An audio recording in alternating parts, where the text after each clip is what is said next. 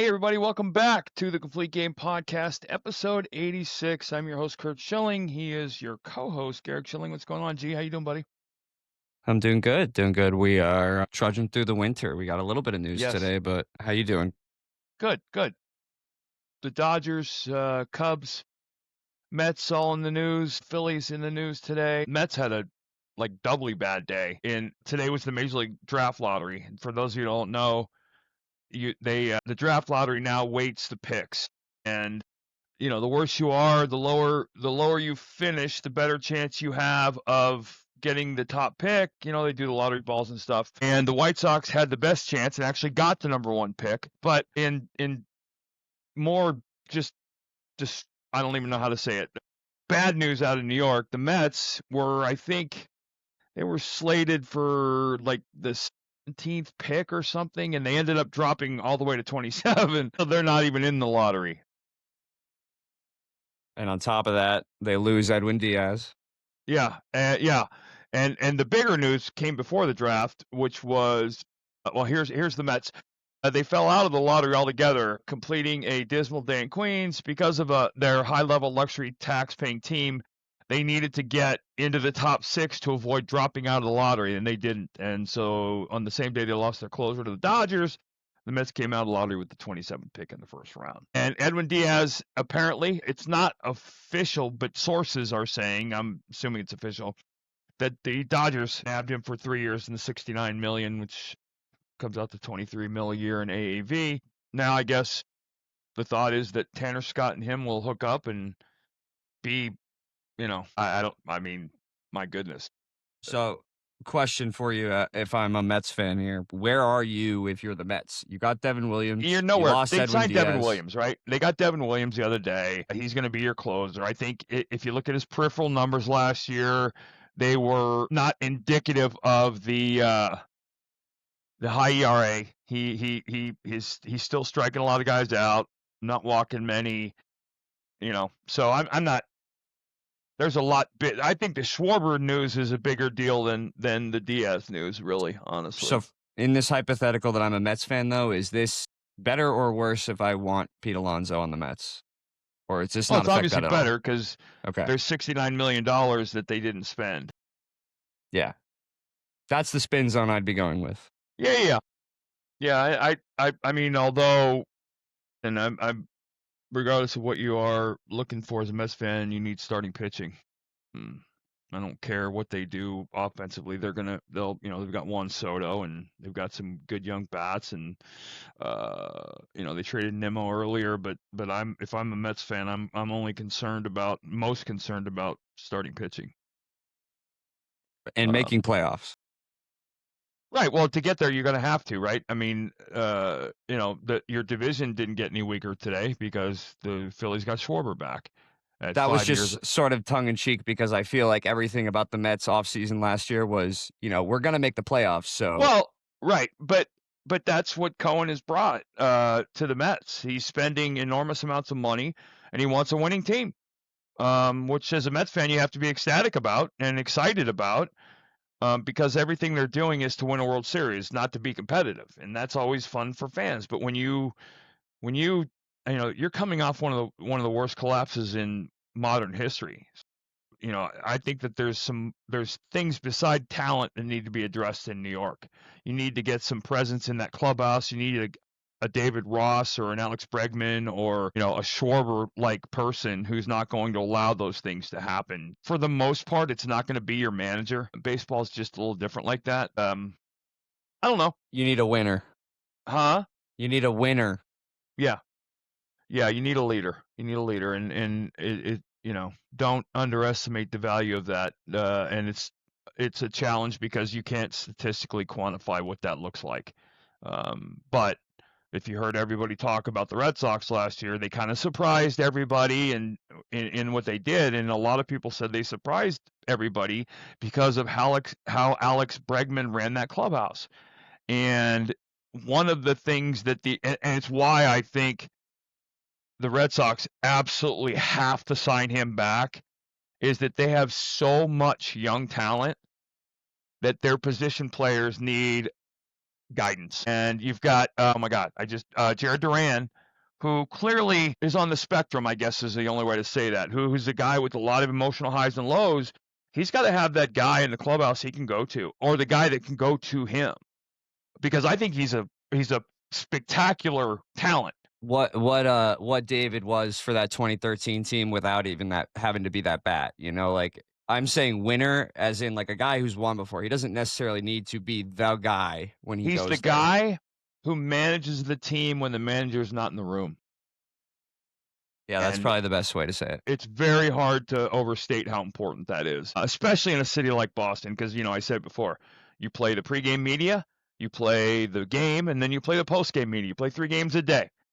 Same thing in Philadelphia, same thing in New York, same thing in Chicago, to San Francisco to some degree, but you have to have that guy who can drop the witty one-liner at 4 a.m. after leaving customs in Toronto, after you've just been swept, and make everybody laugh. And again, I know people don't like that because they can't quantify that. No, that's overrated. But I'm telling you right now, it's a huge piece to the puzzle. And especially, I got to tell you, the other thing is, in New York and probably in Philadelphia too, the media is so negative focused and negative driven, always looking for, they would rather tell you that they found so-and-so cheating on somebody's wife than some guy started a charity and raised millions of dollars. They love that shit. And that gets less clicks. That's why. Right. And so, so yeah, big day in New York in a sense. Diaz is not coming back. Bigger day for baseball. I mean, dude, the Dodgers, and I don't ever sit back and say, God, if I hope somebody gets hurt, right? If the Dodgers stay relatively healthy, who's going to beat them? I mean, now I think if you're a playoff, if you're the Phillies, if you're the Brewers, the Cubs, the Mets, maybe the Braves, Padres, Giants, my roster building is based on a 7-game series versus the Dodgers in October. I mean, they are an NL all-star team. But that's what I'm saying, right? I mean, you San Diego has an immense amount of talent. Michael King clearly won't be back, but the big thing for me is, and it's, you don't want to jump ahead, and you never would say it publicly, but you're building a roster, obviously of 25, 26 guys you want to get to the playoffs, but you're kind of assuming that in some of these franchises. You're building that roster. Who's going to pitch against any of the Dodger pitchers? I was going to say, pick one. Ohtani, Snell, who's going to pitch game 1 Yamamoto, for you? Glasnow. Who's going to pitch game? Right. Who's going to pitch game 1 for you when the postseason rolls around to shut down that Dodger lineup? I mean, we're just talking about the Mets. Like they were building their roster expecting we'll be in the postseason, and I mean, the Phillies gave the hardest test. Well, and the Mets were supposed to be. Nobody caused the Mets collapse other than the Mets, right? It wasn't other teams being phenomenal, because nobody was. And that can't be the Mets essence in your locker room whatsoever, because the Dodgers are the type of team that smell that blood in the water and they'll stomp on your throat the minute that happens. Now, you know what happens? What's weird is what happens is the Dodgers come out this year and meet last year's expectations. The Dodgers come out this year and go 121-41. Yeah, exactly. Because they were a disappointment last year. Right. Because remember I can't remember, was it Sasaki they signed right early? I don't think it was, but they signed somebody, and then everybody said, "Oh my God, the Mets are they swept in Japan. The Mets are going to win 162 games," and everybody the whole year was talking about what a quote unquote disappointment the Mets were. Even though who had a monster season, and I think it went relatively under the radar, was Yamamoto. He had this monster postseason, but the regular season, my Cy Young pick, awesome. By the way. Yeah, he was awesome. Didn't get it, but and the big question, if you're the Phillies have to go into this, and again, one of the things that we're not going to talk much about, but that's going to be kind of a backdrop to everything happening, is the labor situation next winter. That's going to have a huge impact on these contracts, and I'm going to be curious to see some of the fine print. But if you're the Phillies and you're looking around and saying, okay, I feel pretty good about us and getting to the postseason, are you making these moves with the thought that Zach Wheeler is going to be your one? Because I don't know that he's going to be ready opening day. And obviously, let's go to the main point of this. I want him to be healthy and be alive. This blood clot stuff is no joke. And I'm going to assume he's probably going to come back and be just fine. But is that April 1st or is that mid-June? And the longer and later it is, the longer and later it'll take him to get back to where he was. I'm expecting him And to be. they had guys come step up last year that had career years, Right. and Nola was not one of them. He didn't look like Right. himself last year. You're He talking shit the about bed all the year. closing of this Philly window where they need to re-sign a couple more guys. We mentioned Schwarber got his 5-year, $150 million deal earlier today too, but they have Real Muto. They have a few more guys that are a part of that core that they need to re-sign. Well, before. and you know, it's always when the people say your window's opening and closing, those comments are always made around a couple of players. And the couple players for the Phillies are Wheeler, Schwarber, and Harper. Right? Mhm. That the window opens and closes around. But as a guy who played in Philly, you know that there are other guys that make, like, I'm saying, like the Real Mutos, the Right, no. Right, but when you talk why am I about the blanking window on opening or closing, Castellanos? the window isn't going to open or close with JT Real Muto. But I mean, he's going to be a part of it. Right. But there's without a line of right. delineation for this group of guys, whether it's, you know, because you played in iterations like the 07 team looked different than the 04 team for the Red Sox for you. Right. But that was an era, like a dynasty, a mini dynasty, whatever you want to call it, like where. Well, I'm thinking, you know, this conversation as we're talking about these teams building a team to beat the Dodgers. I think after these last 2 weeks, I've really started to get a feel that the Phillies might be huge players in the Framber Valdez sweepstakes. You have to be if you're in the National League. Right. But I say that because I don't know, you know, and the other, let's be very clear. This is the year to me that Andrew Painter he's got a chance to be very special. And by special, I mean, I'm not talking Paul Skeens level of success, but I think he has the stuff and the potential to come in and be the fifth starter out of spring training and end up going 14-5 or, you know, something to that degree. But the Wheeler question, if you sign Valdez and Painter's ready out of spring training, you get back to oh my God, we've got 7 starters for 5 spots. Well, you don't, because you have 5 starters for 5 spots because nobody's going to ever have those 7 guys. You know, the question becomes that bullpen, the makeup of that bullpen, and the health of that rotation. You know, I'll always go, and you heard my prediction this year, I always will pick, in most cases, the team that gets the most innings out of the 5 guys in their starting rotation at the end of spring training is the team that usually wins the division. Right? If you look at the Dodgers last year, you know, they got a lot of innings out of the guys they left camp with. And you know, you look around the game. But in talking and we're ping-ponging around here, but then now I think about what the Red Sox are talking about. You know, they got Sonny Gray, and, you know, Sonny Gray's a 3, a 4, a nice, good. But, I mean, and I got to tell you, too, I was – you know, the kind of the back in my day comment, I was kind of smiling about it because, and I want to make sure I get these numbers right. I was thinking about, where is it? They were talking about Tariq Skubal and how. So let me just give you a couple numbers if I remember this right. In 2001 and 2002, Randy Johnson won 45 games. He threw about 525 innings over those 2 years. He struck out, I want to say, close to 700 players. I'll put it up here. I'll look at it. Right. There's a piece on it, but they talked about Skubal being 31-10 over the last 2 years, and how he had a 2.3 ERA, and he threw, I want to say, like 310 innings or 330 innings, and he punched out like 400 guys, and they're talking about. And rightfully so. And this is just more a statement of where the game is gone. But they're talking about he's untradeable, or you'd have to trade your entire organization to get him. And he's a potential, you know, $40 million a year pitcher. And the value and the return you're getting is so much less these days than it used to be in that sense. And it kind of you sound old. You're doing the old man old thing right now. You are. Right. There's no other way to put it. I mean, no. And I understand that. And I just thought it was really telling. And I don't begrudge them. It's just the money was going to change, and God bless them for getting it. My goodness, God, I'm happy. And it worries me for next winter with the labor issues. But I was just kind of laughing thinking about that. I mean, you said it last episode. You said I would love to see what RJ would make in today's money, like during that time, or Pedro during the late 90s. Like, just it would be stupid video game money. Yep. No, I just thought that was kind of, as Skubal being probably the premier, along with Skeens, the premier guy. So yeah, I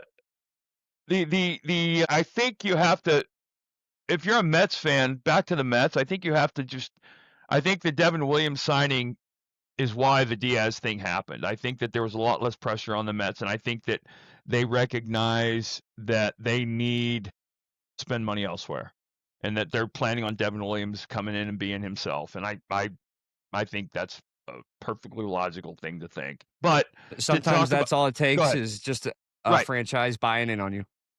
Well, I do want to talk real quickly about Kyle Schwarber, because I think that was kind of I think the Phillies had to do that, and I don't think that's a bad thing. I think he's going, and you're talking about 5 years, mid to late 30s, Elaborate what you where, mean though by why did the Phillies have to sign Kyle because I Schwarber? think that all the other stuff in Philadelphia centered around Schwarber being there. The window. Right. And not just a window, but going out and getting a Framber Valdez or these other things, I think those would mean less without a Schwarber in the lineup. And here's the beauty of it. On base percentage ages gracefully. Right? You don't start suddenly not getting on base when you're 38. Especially if you're Right? walking. Right, you might lose power or whatever, but his power, he loses power, he goes from having 60 home run power to 55 home run power. I don't care. And he's going to age different than most other players because he's a designated hitter. It's pretty stunning to me, the thought that for $30 million a year, you're getting a DH. Now, you're getting a lot more than just a DH with Kyle Schwarber, right? You're getting all that blue collar, lunch pail, hard work guy that Philly fans Well, absolutely you fucking you just love. said it. You just said it. What was his OPS last year? Like 900 to 1,000, somewhere in there. The worst case scenario, you're getting 900 OPS. Right, That's what you're talking about. right, yeah. And so, I think, I'm just going to walk over the little distraction with Dombrowski and Bryce Harper, where Dombrowski kind of, I think people took it as challenged Bryce Harper, and I didn't read it that way at all. I read it as this guy's a Hall of Fame level talent who didn't have a Hall of Fame level year. I don't think he was being critical. Knowing Dave Dombrowski, I know he wasn't being critical.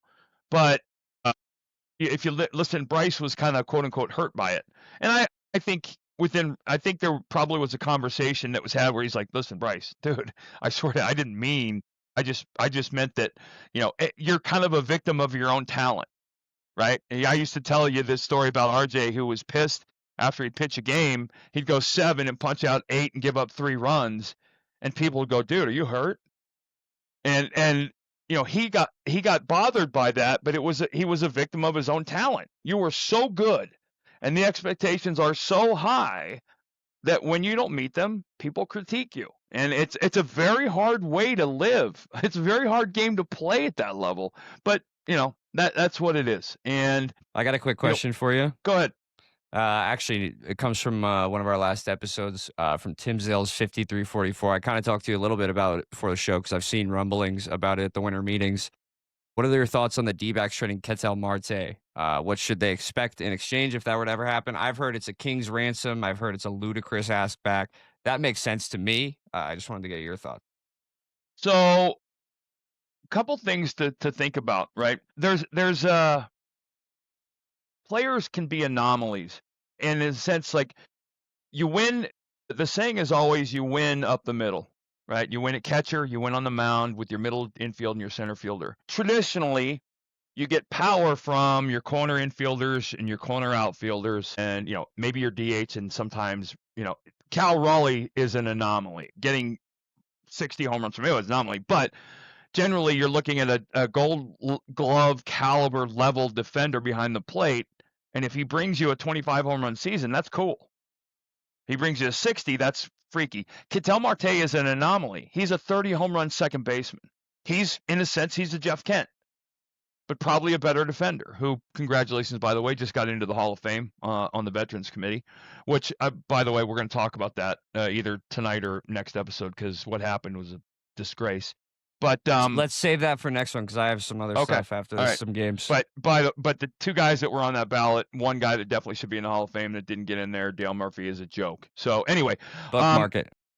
I always say to you these things, always. If you trade Paul Skeens as the Pirates and you get a ransom for him, you still have to replace Paul Skeens. And you're not going to replace him because there's only one of him. Ketel Marte falls in that category in the sense he's a one-of-a-kind kind of guy. He's right? a cornerstone. I agree. And he's a one-of-a-kind kind of guy in the sense that you could probably I'm thinking offhand. I can't think of many, if any, other second baseman around the game who can hit 30 homers, 30 doubles, steal. Well, he didn't steal many bases last year, but you get my point, right? He's a five-tool player at a position that doesn't require it. If you trade him, now let's be clear, Perdomo last year was an eye-opener for Arizona and for baseball, and that's a sexy thing. Corbin Carroll is. I like Corbin Carroll a lot. Mike Trout with maybe a little less power, right? When Mike Trout was healthy. He's Mike Trout with a Napoleon complex. He's a 30-30 guy the size of Jacoby Ellsbury. That's what I mean. He's just a little undersized, but he's got that Dustin Pedroia French bulldog attitude. And, you dealt Suarez, who, God bless Seattle, but they don't do what they do without him. So now you got to replace Suarez's bat, which I think they're trying to. But I look at Arizona as a team that has a shot.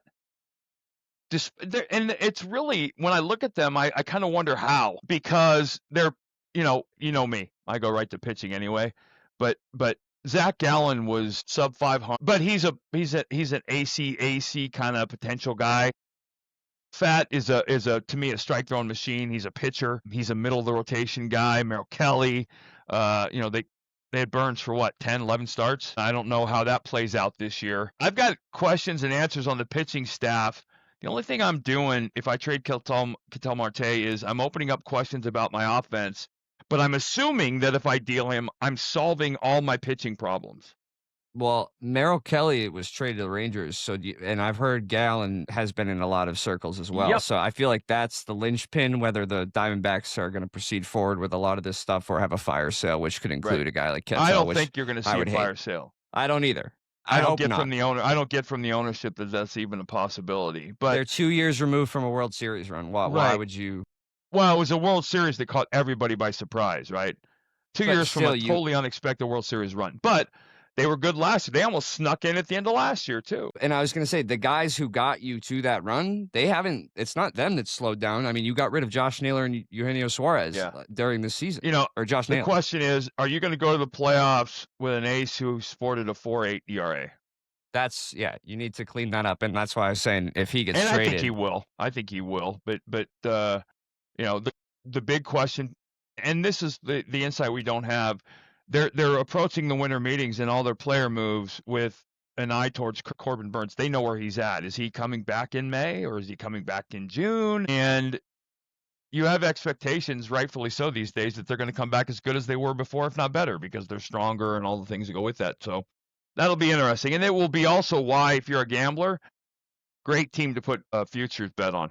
Great Sprinkle some money on that. Mm-hmm. Yep, absolutely. You want to play some games? Winter meetings are going on right now in Orlando. I think the next big shoe to drop is going to be Kyle Tucker. And as much as I hate to say it, I don't think the Yankees will allow baseball to. I don't think the Yankees allow baseball to go very long without their names being thrown around. I think you're looking at possibly the Yankees. I really think, honestly, the Red Sox need to get Bregman inked and get that done. And then they've got a deep-ass farm system. Go get Michael King or somebody to be your playoff number 2. Go get that guy to pitch the second game of the World Series behind Garrett Crochet after Crochet shuts out the Dodgers and beats them 1-0. You've got a legit 2 behind them. But Bregman, to me, is the key in Boston. I don't know that he will. That was not the vibe I got from him, but we'll see. I agree. I think that's a must sign in if you're gonna have you said he's that guy in that locker room right now. So yeah. You want to play some games before we get out of here? I got a old game and a newer game. The older game is the Put Us Together, where it's 2 names that run together. Okay. Right. Okay. So we've had James Madison Bumgarner as an example from one of our past shows. This time it's going to be an actor and a current MLB player. Okay. I should say an actress because I'll give that part of it away. This is for the actress. I am an American actress with 13 film and TV awards alongside 20 nominations with just over 40 acting credits in total. The MLB pitcher. I am an MLB pitcher who is 6'8" and have played for 3 different MLB teams. Any ideas for either? 6'8"? I was shocked to read that too. I knew he was taller, but I didn't know he's that friggin' tall. I don't have a clue right now. Okay. This is the actress. I got my start in the early 90s appearing in a music video for a band that I was closely related to that kickstarted my career. Say that again. I got my start in the early 90s appearing in a music video for a kickstarted my career. And then the MLB player. I played a complete decade in the MLB at this point, and I'm a one-time All-Star and have won the World Series once as well. Come on. Okay, so I know. Okay. I think I'm onto it, but I can't match it yet. My dad was in Aerosmith, and I am most well known for the Lord of the Rings trilogy as well as Armageddon. And then the MLB player, I won that World Series with an NL West team that I just was traded to. Liv and was Tyler also Glasnow. Liv Tyler Glasnow. Isn't that crazy? He's 6'8". I just double checked that again because you made me second guess it with the way you reacted. All right, and then I think you'll like this one. This one's going to be a little easier, a little quicker, and a little more easy to follow if you are watching with us online. So if you guys are on YouTube or if you're on Spotify or whatever, feel free to watch the VOD right now. So what this is going to be called Diamond Dimension. And what this is it's a blank picture of a baseball diamond from Major League Baseball. And I want to know if you can guess which stadium this is just by the dimensions. There is an easy, a medium, and a hard one. This one is one of the easier ones according to the public tests I pulled this from. About 85% of people got this right just from the dimensions. Is that San Francisco? It is not San Francisco. I'll give you a hint. I believe the dimensions are very, very similar to its predecessor. And that's kind of the shtick of this stadium. Yankee Stadium? Yankee Stadium. Yeah. All right. The straight right field wall gives it away. Stadium number 2. Ooh. This one was about, so just so you know, for reference, like most of these were below 50%. So this is hard. This is not supposed to be like you should get this, even though you played here plenty of times. Well, the telltale for me, or the giveaway should be the right field line, that corner thing. I love watching you go through the Rolodex in your mind. Is that Arizona? Look at that long left field wall. It's not Arizona. Arizona's straight flat in the center field, remember? This is in the NL West. Wow, is that San Diego? That is Petco Park in San Diego, California. I was trying to figure out, it's monstrous down the line. Yeah, and then this will be our last one. Coors Field, nice job. Yeah. That was the most difficult one for people, so that's funny that you got that one the quickest. Well, because of the 347 down the line. Like, that can't be a normal, natural at altitude park because... That's absurd. Yeah. Look how much outfield there is, though. Yeah, look at that. That looks like a par 4 rather than a baseball field. Yeah. It's a monstrous outfield. But yeah, I thought that game was fun. Oh, yeah, I like that. You know what we can do, too, is you could do hitter silhouettes.